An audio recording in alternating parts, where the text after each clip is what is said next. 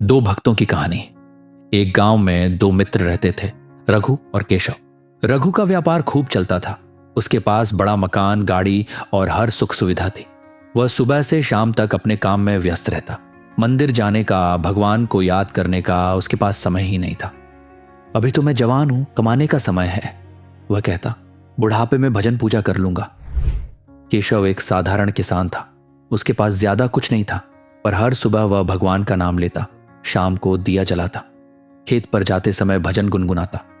प्रभु की कृपा से जो मिल रहा है वही बहुत है, वह कहता।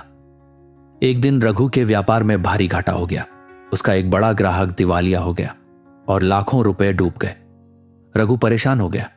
रातों की नींद उड़ गई। वह मंदिर दौड़ा, हाथ जोड़कर बोला, हे भगवान, मुझे बचा लो। मैं रोज आऊंगा, दान करूंगा, सेवा करूंगा। पुजारी जी मुस्कुराए। बेटा, अचानक याद आया भगवान को। उधर केशव के खेत में भी उस साल सूखा पड़ा।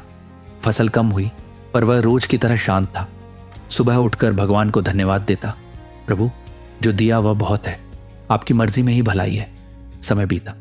केशव ने मेहनत जारी रखी। छोटी सी फसल से भी गुजारा कर लिया। उसके मन में कोई व्याकुलता नहीं थी, क्योंकि उसका भगवान से रिश्ता स्वार्थ का नहीं, श्रद्धा का था। रघु का घाटा तो भर गया, पर मन की बेचैनी नहीं गई।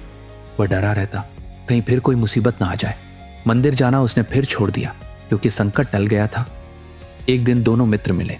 रघु ने कहा, केशव, तुम्हारे पास मुझसे कम है, फिर भी तुम हमेशा प्रसन्न कैसे रहते हो? केशव ने जवाब दिया, मित्र, मैं सुख में भगवान को याद करता हूं, इसलिए दुख आता ही नहीं। तुम दुख में याद करते हो, इसलिए हमेशा बेचैन रहते हो।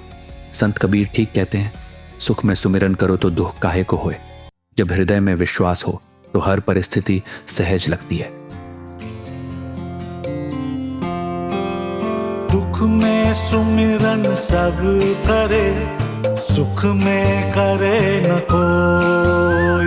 जो सुख में सुमिरन करे, दुख काहे को हो।